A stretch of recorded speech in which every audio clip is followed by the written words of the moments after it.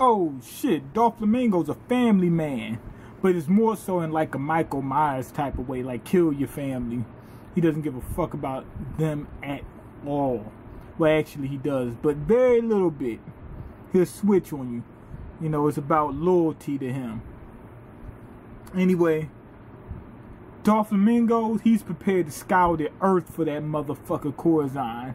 If he's in Indochina, he wants 2 niggas hiding in a bowl of rice waiting to jump out and bust a cap in his ass. So he's got everybody all over the birdcage running around looking for this motherfucker. He said, if you find that no good motherfucker, you bring him to me now. Right now. Ran in the house, killed fucking Diaz and everything. What you call him, what's his name? Drake. They actually called him by name this time.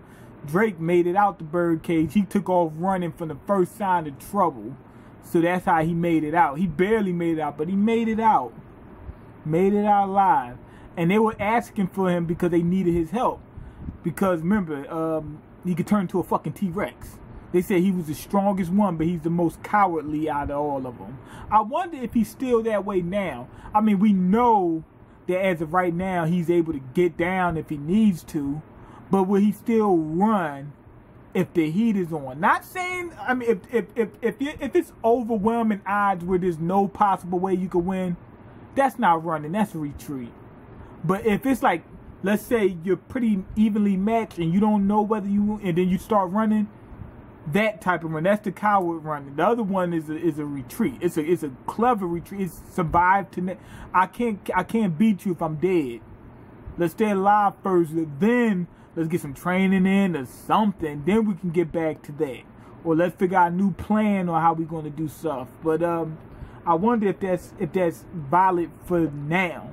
Anyway, Drake made it out. He could turn into a T-Rex.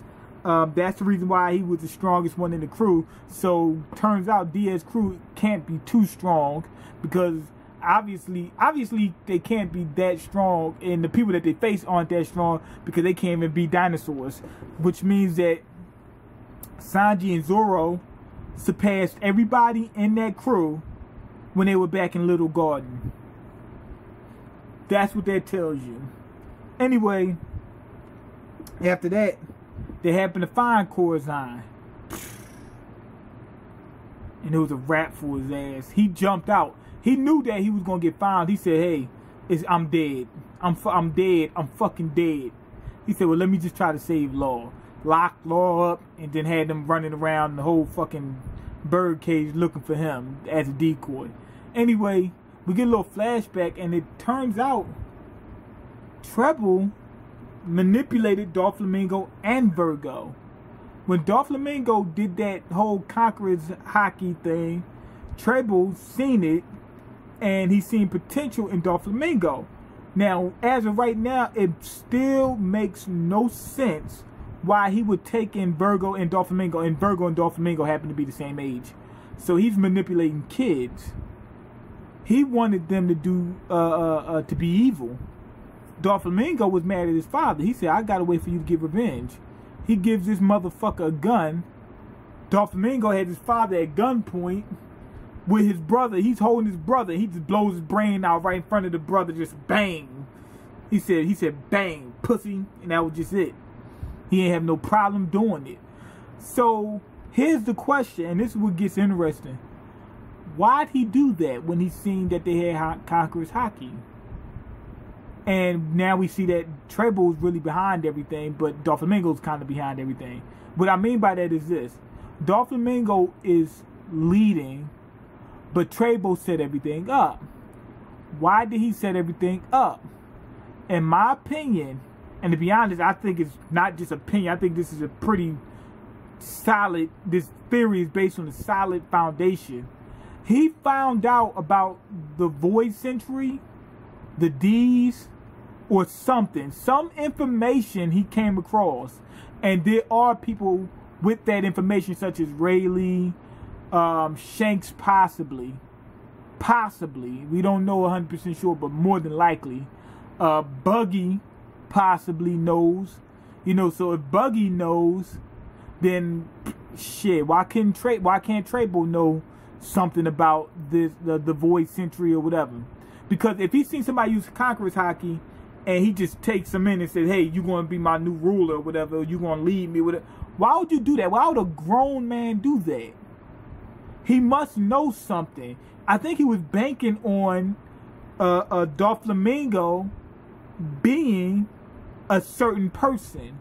You see how Luffy's supposed to be like I don't know if he's a reincarnation of Gold Roger or whatever, but he has something to do with that lineage. You know, he has something to do with that. Maybe on the other side, there was an opposite version of what we call a Gold Roger, and with that, what's it called? The Void Century. Before that, obviously, the world government won. But if the world government won, maybe he was thinking that, okay, Doflamingo is a Tenryubito, and he's the son. He's part of that lineage, and he has Conqueror's Haki. Maybe he is the what's it called? Shit. He's part of that family line that beat the D's at some point, and he think that they're going to win again. You know, instead of what you call them winning, what's his name? The D's. You know, Gold Rogers people, whoever the fuck. You know, I think he knows some fucking thing. Anyway, they beat the shit out of Corazon. Corazon's on the ground. He says that there's a way for Law to escape. He already told them that Law had already escaped with the Opi no Mi. And that's when Buffalo's big as fuck now. He tells him, oh, we had got word that the Marines has a kid that they took in. And then Doflamingo's like, why the fuck you ain't tell me earlier? He said, man, I came as fast as I could. You know, that type of deal. But at that time, what you call him, Corazon became very religious. He said, oh, thank God. He said, somebody's looking out for us. He says, no way. He said, somebody's looking out for us. That's what he said. And he told Law, and he signaled him. He said, oh, Doflamingo's not going to kill me. He said, I'm his brother. But he already seen his Doflamingo blow his father's brain right out in front of him. So he already know that he can kill him. And he was signaling Law, saying, I hope everything's all right, whatever, all the other bullshit. Doflamingo asked a few questions. He didn't like the answer that Corazon gave him. Bang, bang, bang, bang, bang, bang, bang, bang, bang, bang, bang, bang, bang, bang, bang, bang. And then they just escaped. So Law is still alive. He was in the treasure chest, and he had escaped. Corazon had put this little spell on him, or this power on him, where he can't make any noise. That way he can escape from Doflamingo. Now Doflamingo, I know you're wondering how come he couldn't use observation haki. At that time, they might not have been as good with observation haki as they are now. Also, Trebo took in Doflamingo, but he also took in Virgo. Virgo is very exceptional at haki, so that might have been the reason why. That was just a little caveat. But remember, Luffy and them, Luffy, Sanji, Zoro, they were trained by fucking beasts. They were trained by beasts, not Trable, beasts.